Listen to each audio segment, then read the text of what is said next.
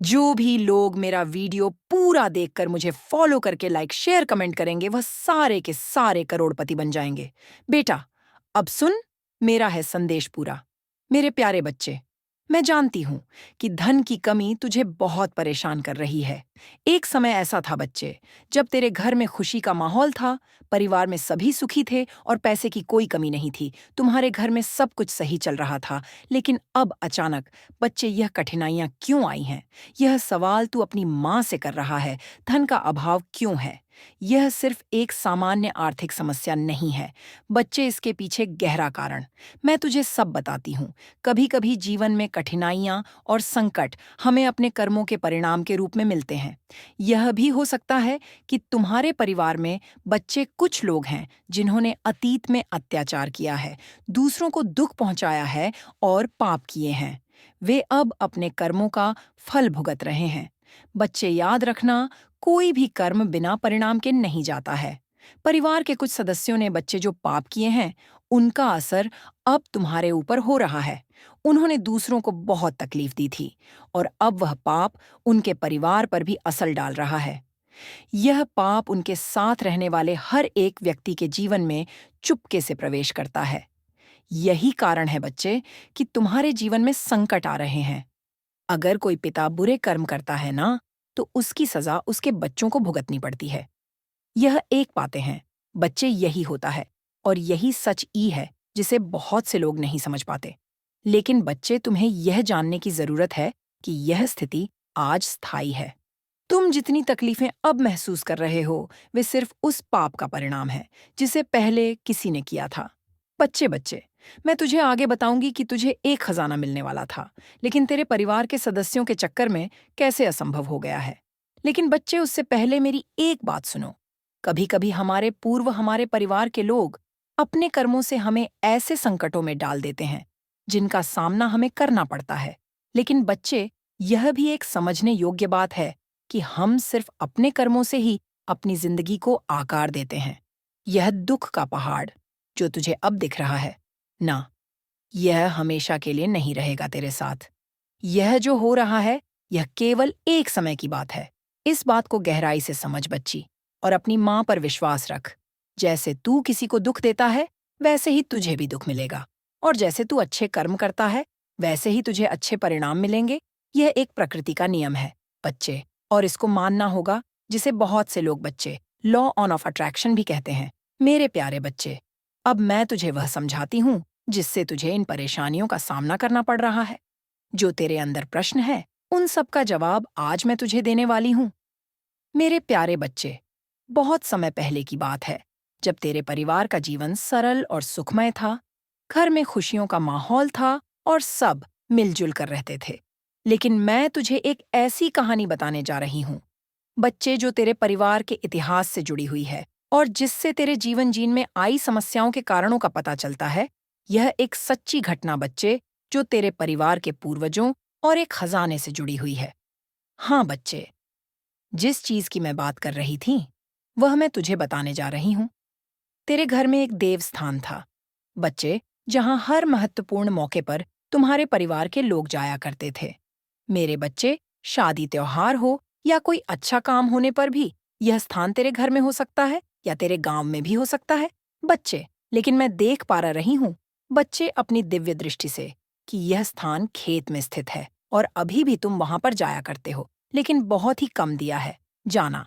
और इस स्थान का विशेष महत्व है बच्चे, और पहले भी बहुत था। यह देवस्थान एक, हाँ बच्चे, केवल एक पूजा स्थान नहीं था, बल्कि यहाँ एक खजाना भी था जो बहुत पुराना था बच्चे। यह खजाना तुम्हारे परिवार के पूर्वजों से जुड़ा हुआ था। जब भी कोई अच्छा कार्य होता है, तो उस स्थान पर जाकर लोग आशीर्वाद प्राप्त करते हैं। यह खजाना तुझे और तेरे परिवार को समृद्धि देने के लिए था। लेकिन बच्चे, समय ने कुछ ऐसा मोड़ लिया कि इस खजाने को लेकर झगड़े होने लगे। हाँ बच्चे, तेरे परिवार में भी इसको लेकर चर्चाएं होती हैं, और कई लोग जो बूढ़े हैं, बुजुर्ग हैं, वह सदस्य ऐसा कहते हैं कि अभी भी वहां पर खजाना है और उसकी रक्षा कौन कर रहा है। ये मैं तुझे बताती हूँ, लेकिन मेरे बच्चे, उससे पहले मैं तुझे बताती हूँ कि इन समस्याओं की जड़ क्या है। मेरे बच्चे, ये 5 लोग घर के जो सदस्य थे, वह उस खजाने को लूटने के लिए गए, उसकी कोशिश करने के लिए गए, ये खजाना तुम्हारे ही पूर्वजों का था बच्चे, और उसे लूटने की कोशिश करने वाले भी वही लोग थे। मेरे बच्चे, वह खजाना उनका ही था और उसे ही लूटने गए थे। लेकिन जो तुम्हारे परिवार से थे बच्चे, यह खजाना सिर्फ धन का नहीं था, बल्कि तुम्हारे पूर्वजों के आशीर्वाद और देवताओं की सुरक्षा का प्रतीक भी था। खजाना वहां गड़ा हुआ था और इसकी रक्षा बच्चे स्वयं नाग देवता कर रहे थे। हाँ बच्चे, वही नाग देवता जो नाग देवता थे। मेरे बच्चे तुम्हारे पूर्वज थे। जब यह लोग खजाना लूटने गए तो उन्होंने सोचा कि यह धन उनका है और उन्होंने जबरदस्ती उसे निकालने की कोशिश की। लेकिन वे नहीं जानते थे कि वह खजाना केवल उनका ही नहीं था, बल्कि देवता और उनके पूर्वजों का आशीर्वाद भी उस खजाने के साथ था। नाग देवता ने उस खजाने की रक्षा की थी। बच्चे, क्योंकि वे तुम्हारे पूर्वज थे, यह खजाना सिर्फ उनके आशीर्वाद से सुरक्षित था, और जब उन्होंने इसे लूटने की कोशिश की तो उन्होंने अपना और अपने परिवार का विनाश खुद ही लिखा।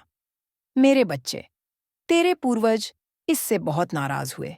जब तुझे यह सब बात आती हो ना बच्चे, तो मुझे भी बहुत दुख होता है कि कैसे कोई कर सकता है, जबकि बच्चे, यह खजाना तुम्हारा ही था। लेकिन समय आने पे कारणों से पाप ने इनको पूरा बर्बाद कर दिया। मैं देख सकती हूँ बच्चे कि तेरे पूर्वज में गुस्से का माहौल बन चुका है।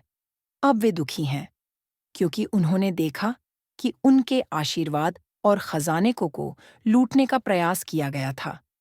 वे अब तुझसे संवाद करने के लिए स्वर्ग से आए हैं ताकि तुझे इस स्थिति का समाधान मिल सके। बच्चे, तेरे पूर्वजों ने तुझे माफ कर दिया है, उन लोगों को माफ कर दिया है जो इस घटना में शामिल थे। बच्चे, यह घटना सिर्फ एक खजाना लूटने की नहीं थी, बल्कि यह भी एक सबक था कि तुम्हारे परिवार के सदस्य जिन्होंने यह किया, उन्हें अपने कर्मों का परिणाम भुगतना पड़ा। अब भी तुम्हारे जीवन में दुखों का कारण बने हुए हैं। क्यों? कि जो लोग अपने पूर्वजों के आशीर्वाद को तुच्छ समझते हैं, उनका जीवन दुख और कष्ट से भरा होता है। बच्चे, मेरे प्यारे बच्चे, इस सब का मतलब यही है कि तेरे पूर्वज का आशीर्वाद अब तुमसे दूर हो गया है, क्योंकि जो लोग अपने पूर्वजों का अपमान करते हैं, वे हमेशा समस्याओं का सामना करते हैं। वे खजाने की लूट के कारण अपने आशीर्वाद से वंचित हो गए हैं। लेकिन बच्चे, मैं तुझे बता दूं कि समय आने पर सबको अपना भाग्य मिल जाता है। जो खजाना कभी तुझसे दूर था, वे अब तुम्हारे पास आ सकता है। हाँ बच्चे, अब वही खजाना तुम्हारे पास आ सकता है, क्योंकि वह समय आ गया है। लेकिन इसके लिए तुम्हें पहले अपने पूर्वजों से माफी मांगनी होगी और उन्हें सम्मान देना होगा। बच्चे, जो नाग देवता थे वही तुम्हारे पूर्वज थे, और उनकी ही रक्षा वे खजाने की कर रहे थे। यदि तुझे अपने जीवन में सुख और समृद्धि चाहिए ना बचे, तो तुझे पहले अपने पूर्वजों और देवताओं का सम्मान करना होगा। उनका आशीर्वाद पाकर ही तुझे अपने जीवन में संतुलन मिलेगा। बच्चे, तेरे जीवन में जो समस्याएं आ रही हैं ना, वे उस खजाने की लूट के कारण है, और इस समय है जब तुझे अपने परिवार और अपने पूर्वजों से जुड़े कर्मों को सही करना होगा। मैं सब बताती हूँ बच्चे। तुझे उस खजाने की प्राप्ति चाहिए जो तेरे पूर्वजों ने संचित किया था, तो उसे अपनी मानसिकता और दृष्टिकोण बदलने होंगे। बच्चे, हाँ बच्चे, तुझे यह समझना होगा कि जो कुछ भी तेरे पास है ना, मैं तुझ तक सिर्फ देवताओं और तेरे पूर्वजों के आशीर्वाद से ही आ सकता है। इसलिए तुझे अपने कर्मों का पुनर्मूल्यांकन करना होगा और उन्हें सुधारना होगा। यह समय तुझे अपने आत्मविश्वास और विश्वास को मजबूत करने का है बच्चे, ताकि तेरे जीवन में फिर से समृद्धि और शांति आ सके। हाँ बच्चे, मेरे बच्चे, ते पूर्वजों ने, मैं देख पा रही हूँ कि अब तुझे माफ कर दिया है। कि तूने बहुत दर्द भोग लिया है, बहुत तकलीफें झेल ली हैं, और अब समय आ गया है कि तेरे पूर्वज तुमको और मौका देना चाहते हैं। तुम्हें फिर से उस खजाने की ओर लाना चाहते हैं बच्चे।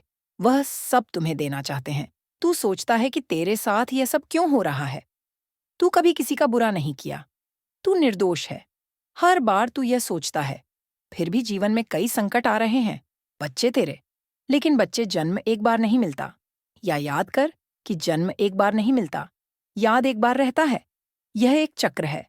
बच्चे, हम कई बार जन्म लेते हैं, खासकर उसी घर में, उस परिवार में, ताकि हम अपने पुराने कर्मों का फल भोग सके। जन्म और मृत्यु का यह चक्र हमारे पुण्य और पाप पर आधारित होता है। बच्चे, तुझे समझने की आवश्यकता है कि यदि किसी के जीवन में कोई बुरा घटित होता है, तो वह उस व्यक्ति के पिछले जीवन के कर्मों का फल होता है, और यह भी सत्य है कि यदि कोई इस जीवन में सही कर्म करता है तो उसका भाग्य बदल सकता है, बच्चे। और आज मैं यहाँ तक आई हूँ, इस संदेश को तू सुन पा रहा है, तो इसका मतलब बच्चे यही है कि तेरा भाग्य उदय होने वाला है। ये जो तू देख रहा है, ना कि तेरे परिवार में संकट पे संकट आ रहे हैं, धन की कमी हो रही है, लोग दुखी हैं। ये सभी घटनाएं सीधे तौर पर तुम्हारे पूर्वजों के कर्मों से जुड़ी हुई हैं। बच्चे, उन्होंने अपनी गलतियों के कारण इस चक्र को बढ़ाया, जैसा कि मैंने तुझे बताया। लेकिन अब तू इस चक्र को तोड़ने के लिए तैयार है, क्योंकि अब तू मुझसे जुड़ चुका है, अपनी माँ से जुड़ चुका है, बच्चे, अपनी काली माँ से। मेरे प्यारे बच्चे, अब जो कुछ भी हुआ है ना, उसको तू भूल जा, क्योंकि अब मैं जो तुझे बताने वाली हूँ उसको सुनकर तुझे बहुत खुशी होगी। मेरे प्यारे बच्चे, तेरे पूर्वजों ने अब तुम्हारे परिवार को, अपने परिवार को माफ कर दिया है। बच्चे, अब धीरे धीरे तेरे कर्मों में सुधार होने लगेगा। यह कोई एक दिन का काम नहीं है, लेकिन यह शुरुआत है। जिस प्रकार तू इस मार्ग पर मेरे साथ चला है, मेरे संदेश को सुना है, वैसे ही अब तेरे कर्म सुधरेंगे। यह सुधार तुझे अपने जीवन में महसूस होगा। बच्चे, मुझे जानकर खुशी होती है कि तू अब मुझसे जुड़ चुका है, अपनी काली माँ से, क्योंकि यही वह समय है जब तेरे कर्म सुधरने का अवसर मिला है।